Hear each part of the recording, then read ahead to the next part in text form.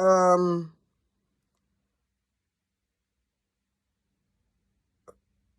who was it? I forgot. I just forgot it. Sorry, my brain is gone. I was distracted.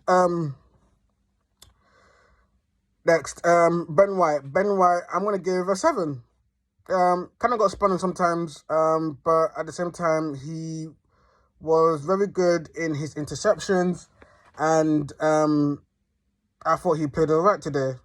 I kind of hoped he would give Saka more support, because it did look like he was getting low key pocketed. I'll be real with you. But I thought I could do more of that in the second half. But yeah, man, overall, man, Ben White is just a phenomenal player, and he can also go to Qatar knowing that he's had a good start of the season. So yeah, 7. Going to the midfield now, Partey. I give Partey a 7. I give him a 7 because I thought in the first half, he was, like the metronome. He's always that metronome for our attack. In the second half, I thought he was a bit more complacent, if I'll be honest with you. But he just keeps taking over, and he also made some good interceptions as well, where it looked like he was under the cush. So, yeah, I'll give him a 7. Obviously, Xhaka came off. I'm not going to give him any score. The guy that came on for him, Fabio Vieira, I'll be real, I'll give him a 7, bro. I'll be real, like I said, like, in the first half, I was cussing him out, bro. I was kind of thinking to myself, yo, like, this guy actually cost us Tillemans, bro. Because of him, we didn't buy Tillemans. And I'm thinking to myself, yo, like, if Tillemans was in this team, man, this would happen. But he came in the second half, got that assist and shut me up, bro. He shut me up, bro. And look, I still think there's a player in there. He had a really good second half. I give him a 7, bro. His second half helped him, bro. I give him a 7. Odegaard, probably give man of the match, wouldn't you? You probably give him man of the match for the 2 goals, but yeah, I give him a 9. I thought he was actually the best player on the pitch. Actually, there were moments in that game where he just will glide past people with ease, not make them like they were nothing. And I'm just like, yo, this guy actually came from Real Madrid for 30 million, Man, they actually don't give a fuck, bro, about this guy. And then look, he's probably the most creative player out of all of the top 6s, bro. It's apart from De Bruyne, obviously. After De Bruyne, I don't think there's a more creative player in the top 6. I'm being serious. And anyone that wants to challenge me with that, that's cool. But that's what I think. He's a fantastic player. And he's a top goal scorer, by the way, with 6 goals this season. So, I think last season he got like 3 all season or something like that. So, he's beaten already and he's only played 14 games. So, yeah, but he was our best player today, 100%. When Odegaard doesn't have a good game, Arsenal don't have a good game. He's a very crucial part of how we play. He leads the press, he leads by example, and that's why he's captain, isn't he? So I'll give him a 9. Saka, I'll give a 6. I'll be real, like, didn't really do much today. I'm not gonna lie to you. I'm just gonna leave it at that. Martinelli,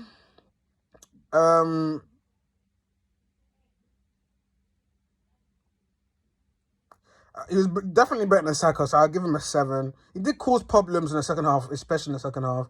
But he was kind of pocketed as well by Semedo, I'll be real with you. But he made some good runs. And they made a fantastic cross that was offside for Gabriel Jesus' offside goal. But yeah, great better in the second half, played a crucial part in the second goal. Yeah, I'll give him a 7. It was definitely better than Saka. And Jesus, look, another game without a goal. And this game could have been really different. These sort of games are where it's your midfielders are not playing well. You're gonna need your strikers to perform and score goals. And look, it is something that you do have to sort of put on the back of your mind to be like, okay, look, this guy hasn't scored 9 what? I think it's 6 games. Or correct me if I'm more. I think it's 6 games in the Premier League. I think in the whole competition, I think it might be more than that. But look, his overall play, like I've said this time and time again, like his stature, his physique shouldn't allow him to do certain things. But yet again, he's coming against 6'15" players, yeah, and he's just out muscling them, out jumping them. You know, he played a crucial part on that first goal. Fantastic timing of the pass to find Vieira.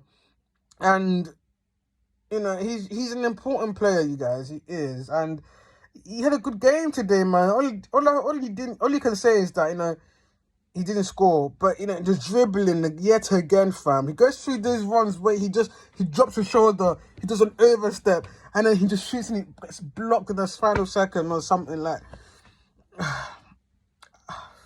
I'll give him an 8. I'm gonna give him an 8. I'll give him an 8 because he just raises our level, you guys. And I know he hasn't scored a goal in how many games it is, but he just does something to this team where, you know, it's not the way like Lacazette was, you know. When Lacazette came into that squad after Aubameyang got dropped, it's not the same link-up play. Like, there were times where, in fact, he deserves the 8 because you know why? There were times in the first half where Shevchenko would lose the ball or Partey will lose the ball and he will be there, bro. Him and Martinelli will be chasing back and he will tackle man them, bro. Man is a striker. Do you get it? Like, he just brings this hunger and fight in this game, in our team, like that. It's just, it transmits to every single player, bro. They look at him and think, if this is an attacker, a striker, who's running around the gaff, trying to get the ball, nudging man them off when he's like 5'8", you know what I'm saying? I should be doing the same. And then that is the precedent that he has set and Mandem are following.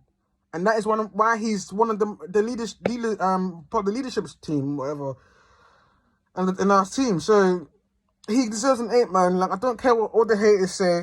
I know Nunez is now, I think have the same amount of goals in Premier League. But man's got 100 million in his head and we bought him for 45 million. So if anything, yeah, he scored less. Unless he scored the same amount of goals in less minutes, but you cost 100 million, he cost 45 million. There's an expectation to do that. Look at your brethren, Haaland, fam. You know what I'm saying? So people want to talk about him and everything else, but like he's one of the reasons why we're playing so well is because he has raised our level and he doesn't accept any bullshit, fam. You watch him, you see how much he runs, see how much he fights, bro. Like, he's just a dog, man. He's a dog, man. And I'm so happy for him. I'm so happy for him because he seems happy. I know he's not happy he hasn't got a goal. Don't get me wrong. Like, he's a striker. He understands that himself, so I'm saying. But, you know, he's in that Brazil squad for a reason. Because even though without his goals, what he brings to this squad and this team, sometimes it's more than goals, bro. It's just more than goals in terms of, like, he creates chances, he creates goals. I think he's 3rd in the Premier League for assists.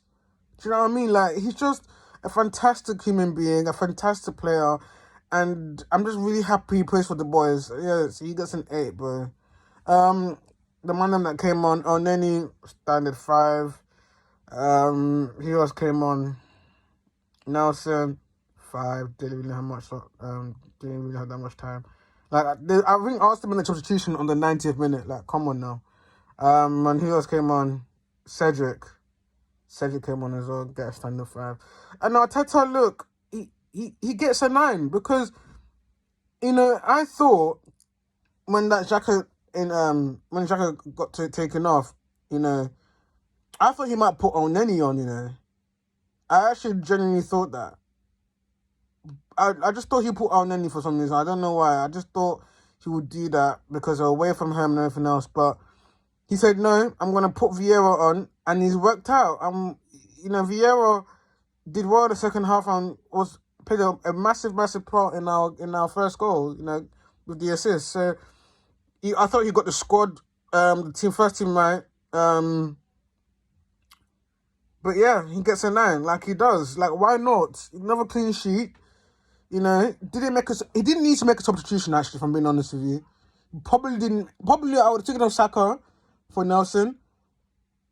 if like, let's say they got a goal back or something like that. But, the fact that he made the substitution on the 90th minute just goes to show, and Dimbing and Hoover upholding, just goes to show, that he got everything correct. And when that happened, you give the manager a fucking 9.